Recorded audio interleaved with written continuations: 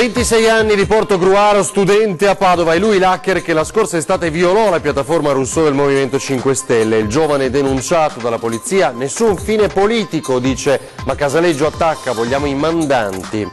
Ma meno fa, Regione, incontro chiave a Roma al Ministero dell'Ambiente, ottenuto lo sblocco di 80 milioni per un nuovo acquedotto. Intanto verrà nominato un commissario per gestire l'emergenza. Continua la tensione dei richiedenti asilo di Noventa Padovana, nuovo incontro con il sindaco, ossia la richiesta di carte d'identità, protesta dell'opposizione. Autonomia a Veneto, domani il vertice di Zaia con gli esperti per analizzare la bozza di preintesa da Roma, appello del Presidente del Consiglio regionale Ciambetti ai candidati alle politiche a mantenere l'impegno su questo tema. Abbandonano lungo la Romea sacchi di rifiuti per 3 quintali, denunciati 2 ristoratori trevigiani incastrati dagli scontrini finiti nell'immondizia.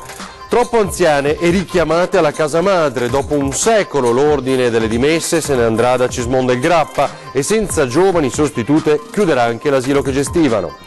È tornato a casa il gruppo di alpini partito un mese fa per rivivere il tragico percorso delle penne nere nella ritirata del Don durante la Seconda Guerra Mondiale, un viaggio di emozione e ricordo.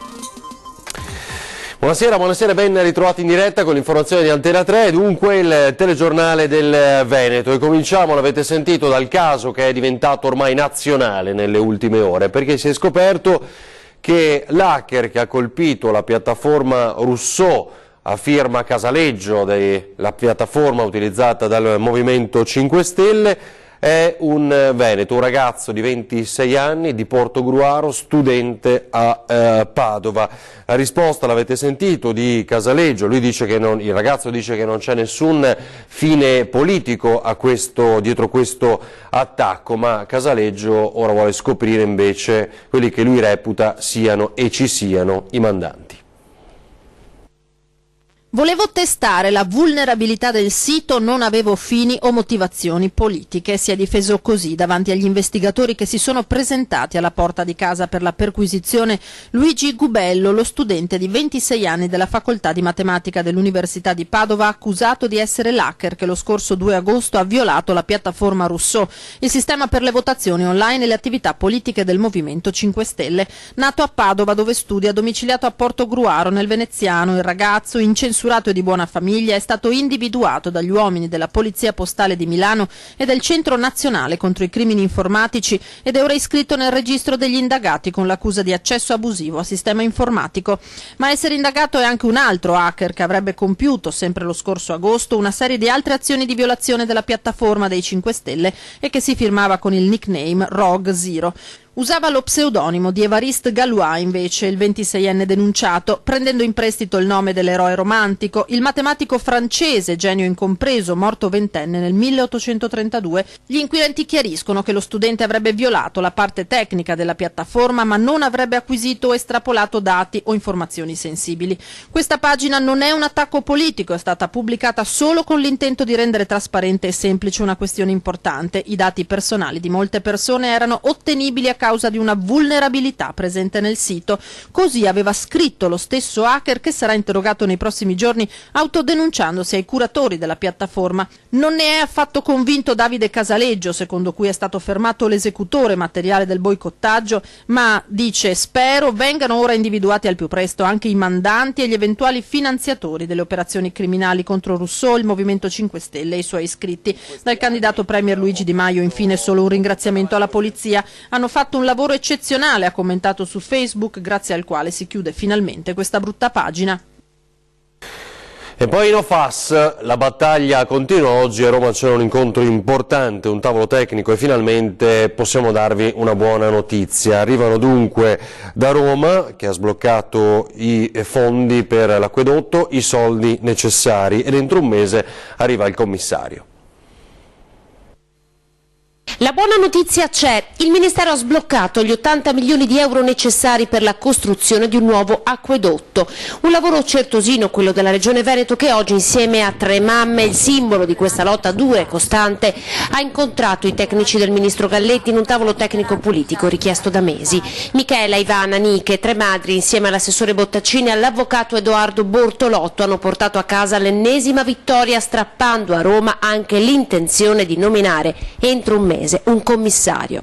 Ci hanno garantito che i soldi sono stati sbloccati per avere gli 80 milioni di euro per le fonti pulite. Inoltre entro un mese verrà commissariato il discorso, la problematica sul FAS. Verrà dichiarato disastro ambientale. Verrà dichiarato disastro ambientale e questo potrà dare velocità a tutto quanto l'iter per avere al più presto le fonti pulite. La dichiarazione dello stato di emergenza finalmente arriva, quella tanto invocata dalla Regione che permette lo sblocco dei fondi e la nomina di una figura chiave come quella del commissario.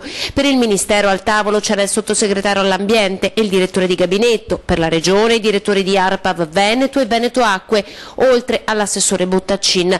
In 13 oggi hanno preso le misure che saranno decisive per i prossimi mesi. Ringraziamo tutti quanti per il lavoro che hanno fatto. E a questo punto potrebbe anche essere annullata la manifestazione convocata proprio oggi dal Movimento 5 Stelle per sabato davanti ai cancelli della Miteni per invocare l'inizio al più presto di una bonifica dei terreni, un processo che di fatto è già in atto con la caratterizzazione del terreno prima e il protocollo già chiuso con il comune di Trissino. E allora, se la battaglia, quella per la salute del cittadino, è davvero una battaglia di tutti, non deve diventare ora terreno di scontro politico. Ricordate soltanto qualche giorno fa quella movimentata e preoccupante protesta dei migranti a Noventa Padovana? Ci sono delle novità sul fronte carte d'identità per loro. Problemi, molto problemi. Nuovo incontro tra il sindaco di Noventa Padovana Bisatto e i richiedenti asilo dell'Hotel Paradiso dopo le proteste di lunedì scorso. I profughi chiedevano la carta d'identità, richiesta in parte accolta dal sindaco. Verrà analizzata caso per caso, ha precisato, ma non posso come primo cittadino proibire una cosa che lo Stato impone, il diritto di avere un documento identificativo. Documenti che saranno revocati nel caso i richiedenti asilo abbandonassero l'albergo.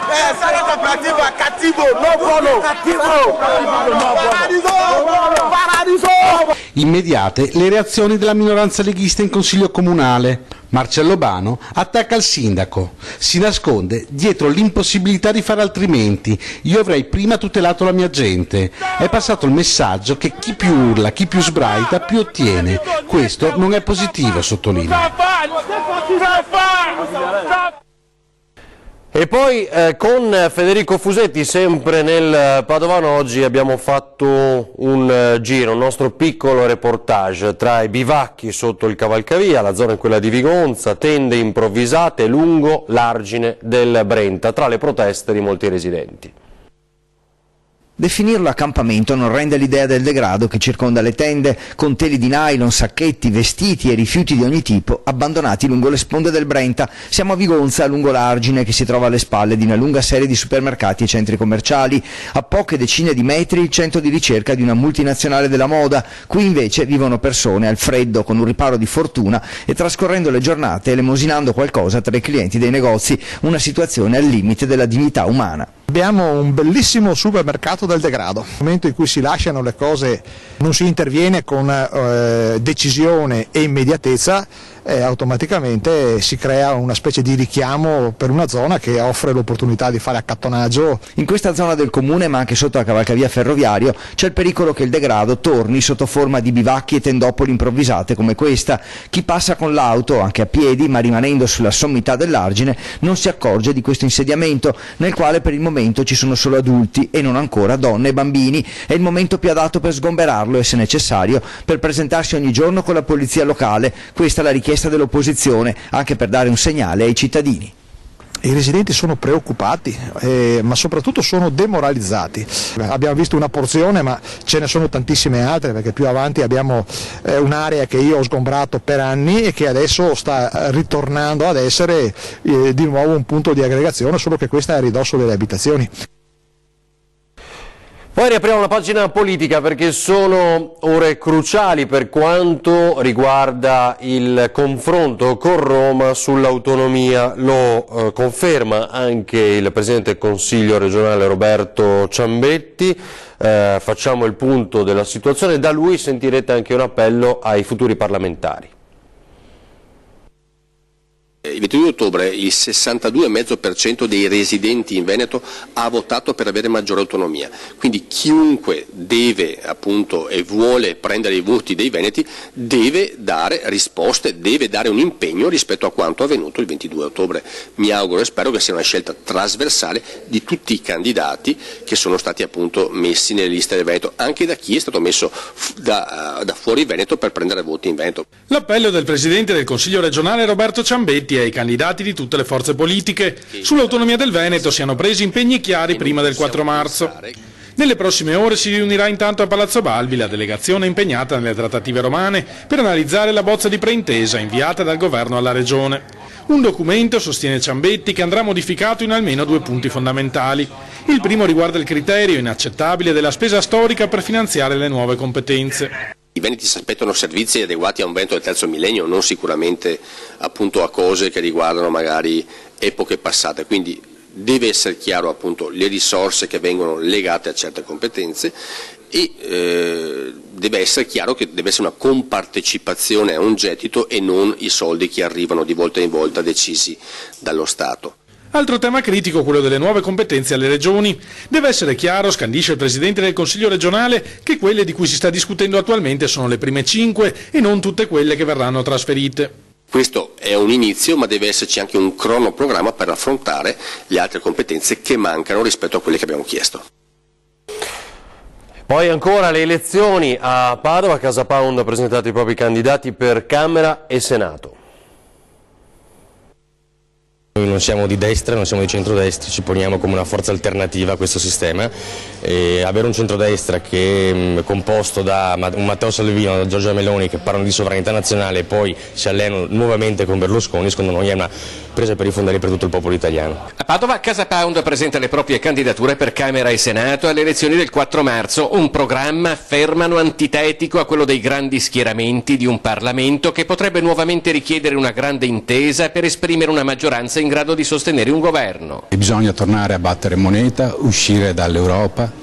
Bisogna che le banche siano al servizio della gente e non della finanza, quindi bisogna che lo Stato si riprenda le banche e quindi le banche tornino ad aiutare le imprese che sono in crisi e bisogna poi dare un taglio o perlomeno frenare in qualche modo l'immigrazione. I nomi all'uninominale per la Camera sono Carlo Andrea Cardona, Francesca Sofia Bellizzi e Angela Lia. Al plurinominale Francesca Sofia Bellizzi, Alberto Bortoluzzi, Angela Lia e Alessio Tarani. Per il Senato Moreno Mantovani all'uninominale e Maurizio Meridi al plurinominale. Tra i temi principali del programma il sociale. L'aiuto verso tutte quelle famiglie che sono in difficoltà economiche perché non hanno più lavoro, perché non hanno più la casa e che sono sicuramente abbandonate dalle istituzioni e sicuramente in questo contesto particolare con questo governo di Padova sono ancora di più abbandonate e sfavorite rispetto ad altre categorie di poveri che comunque hanno bisogno, però gli italiani sono sempre quelli più in difficoltà.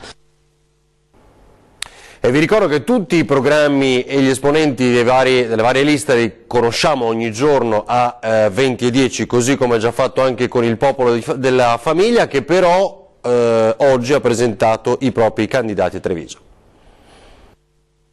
Da quando non c'è più la DC nell'agone politico, i cattolici non hanno più avuto una rappresentanza.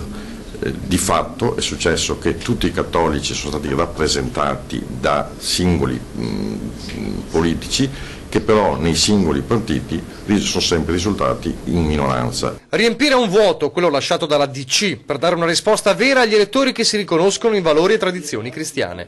La missione del Popolo della Famiglia è anche questo nel presentare i candidati trevigiani a Camera e Senato. Un gruppo nutrito, professionisti di spicco come avvocati, ma anche mamme e casalinghe, uniti da una convinzione. Credo nella famiglia naturale, ovviamente composto da uomo e da donna.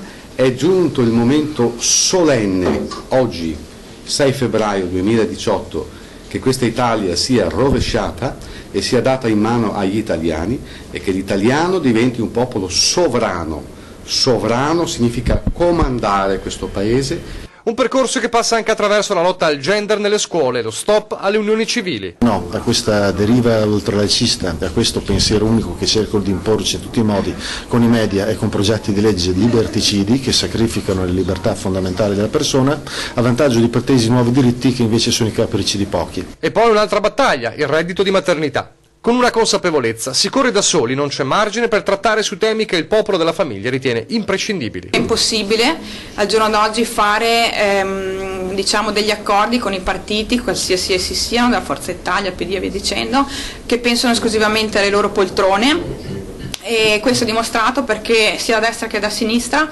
hanno fatto solamente degli inciucci proprio per salire al governo.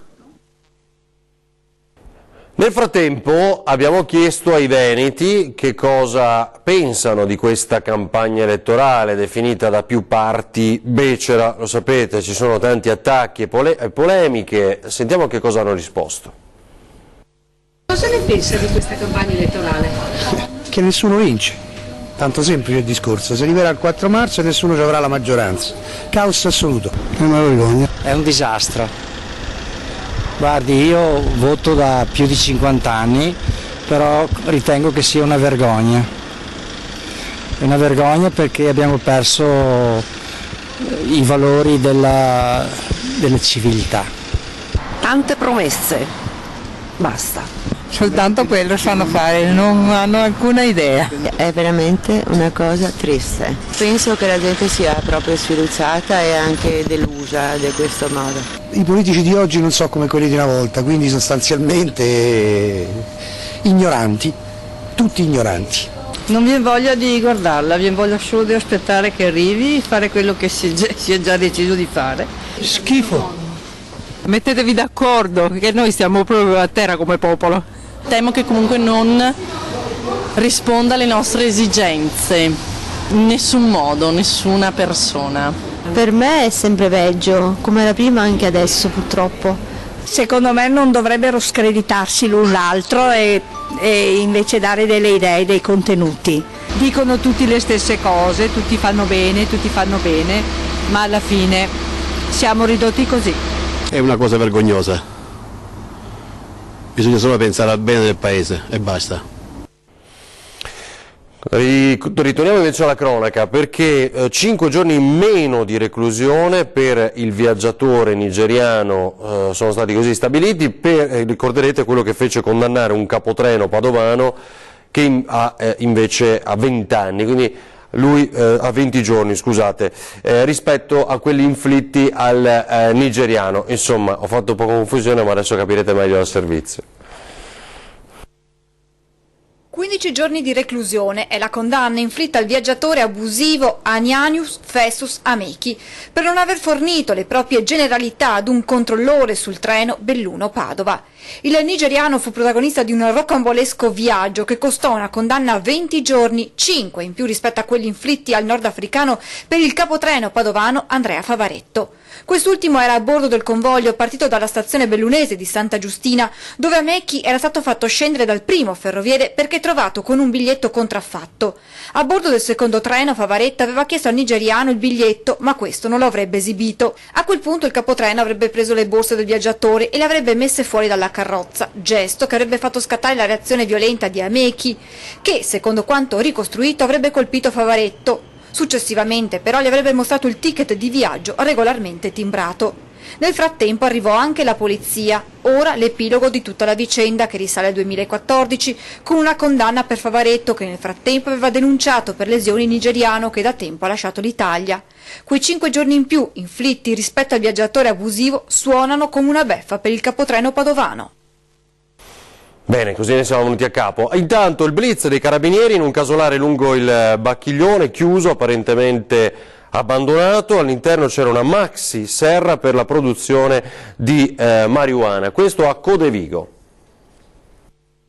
Quando hanno visto quel casolare isolato sull'argine del Bacchiglione, con le finestre sempre chiuse ma con fili elettrici che uscivano all'esterno, i carabinieri si sono insospettiti, si sono avvicinati, hanno sentito l'inconfondibile odore di marijuana e hanno fatto irruzione, arrestando 2 cinesi e sequestrando una quantità impressionante di stupefacente, ben 112 kg, oltre a quasi 800 piante di cannabis e 133 lampade a LED per creare l'effetto serra. Le piante erano suddivise all'interno di ciascuna camera in base ai processi di crescita, quindi molto ben tenute, ordinate e con queste lampade fluorescenti a LED che alimentavano la crescita. In condizioni igieniche a dir poco precarie, i due cinesi, 28 e 63 anni, avevano adibito ogni stanza al laboratorio. Il più anziano, tra l'altro, per sfuggire ai carabinieri, se n'era nascosto in un'intercapedine creata nel muro. Altissimo il valore della droga sul mercato.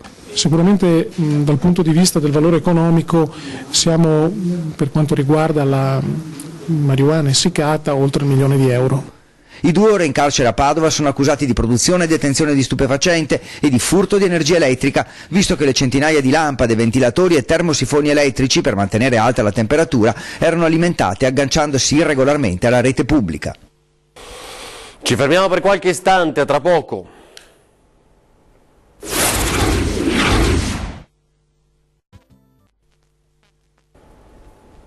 Torniamo in diretta con l'edizione del Veneto e l'abbandono di 3 quintali di rifiuti lungo la Romea. I carabinieri di Chioggia hanno scoperto che gli autori sono 2 ristoratori trevigiani.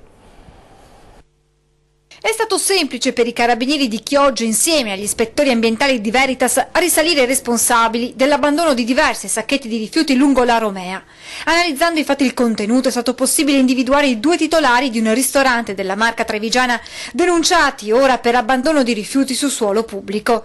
I primi accertamenti eseguiti sui quasi 3 quintali di immondizie rinvenuti lungo il ponte translagunare di Chioggia avevano permesso di accertare che i sacchi appartenessero ad un'attività di ristorazione, vista la presenza all'interno di imballaggi di prodotti alimentari, bottiglie di plastica, lattine, cartoni svariati e avanzi di cibo.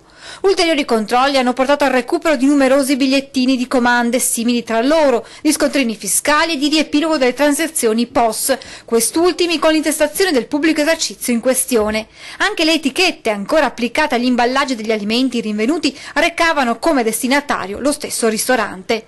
Mettendo insieme i vari elementi è stato possibile risalire ai 2 ristoratori ai quali verrà addebitato il costo dello smaltimento. Inoltre i carabinieri hanno inflitto ai responsabili 3 sanzioni amministrative per l'ammontare complessivo di 300 euro per le violazioni al regolamento comunale del servizio di igiene ambientale di Chioggia.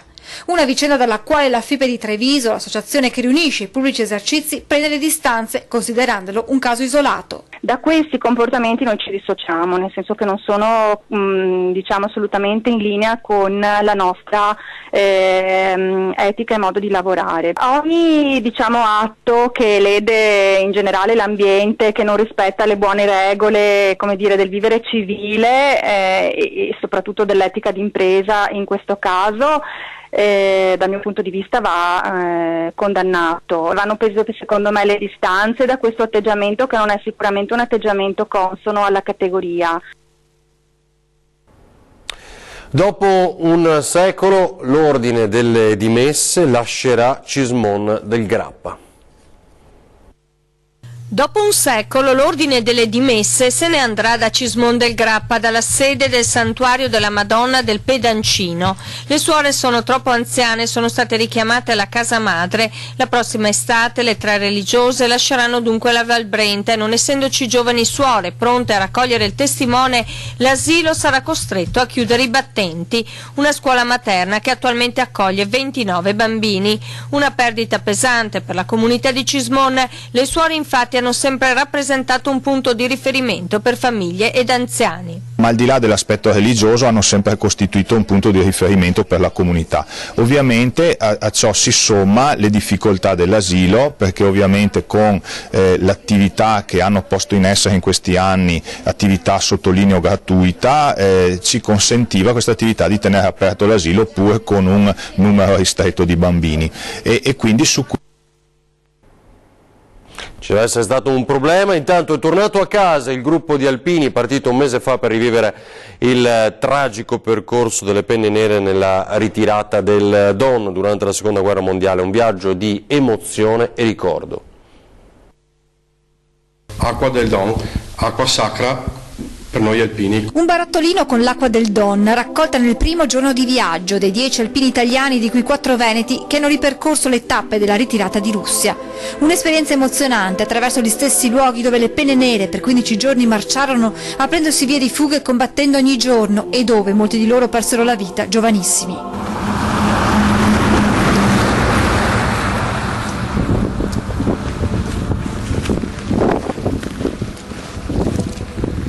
Partiti dalla cittadina di Rossoca, a piedi tra paesaggi innevati, gli alpini di oggi hanno in qualche modo rivissuto le emozioni delle penne nere di ieri, 75 anni dopo. Bisognerebbe andare in quei luoghi per vedere, per rendersi conto di persona che inferno deve essere stata la ritirata di Russia. Un viaggio tra i paesini immersi nella steppa russa, dove il tempo sembra essersi fermato a quei giorni del 1942 e le emozioni si fanno intense. Era proprio quello di vedere e di incontrare o di vedere qualcuno di questi nostri soldati che uscivano dai boschi come per chiedere aiuto, per chiedere chi siete, e mi guardavo spesso in giro.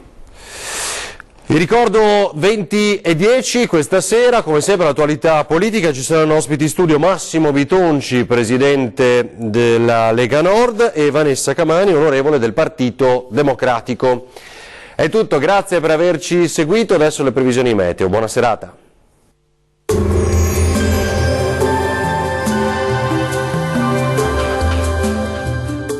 Termoidraulica Susin. Se compri una caldaia, in omaggio il condizionatore. Termoidraulica Susin a 0 branco. Condizioni di maltempo sulle nostre regioni con piogge diffuse un po' ovunque, ma tende comunque a migliorare in nottata. Nel dettaglio sul Veneto, condizioni di tempo perturbato sulla nostra regione con precipitazioni diffuse un po' su tutti i settori, localmente anche di moderata intensità. Migliora comunque entro la nottata. Diamo uno sguardo alle temperature, le massime saranno comprese tra 5 e 7 gradi, minime tra 2 e 5 gradi circa. Andiamo ora a vedere che tempo è previsto sul Friuli Venezia Giulia. Anche qui sarà molto instabile fin dal mattino, con molte nubi e piogge diffuse un po' su tutti i settori e anche con possibili deboli nevicate sui settori alpini di confine. Le temperature massime saranno comprese tra 5 e 6 gradi, valori minimi tra 3 e 5 gradi circa. Spostiamoci infine a vedere che tempo farà sul Trentino Alto Adige. Precipitazioni a carattere sparso, specie sul Trentino, localmente anche a carattere nevoso dai 700 metri. Migliora col passare delle ore e con fenomeni in cessazione entro la serata.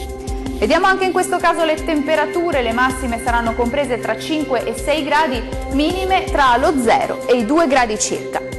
Il mare sarà mosso sulle coste, molto mosso al largo. I venti moderati settentrionali sulle zone costiere, forti al largo. Dal meteo è tutto, arrivederci!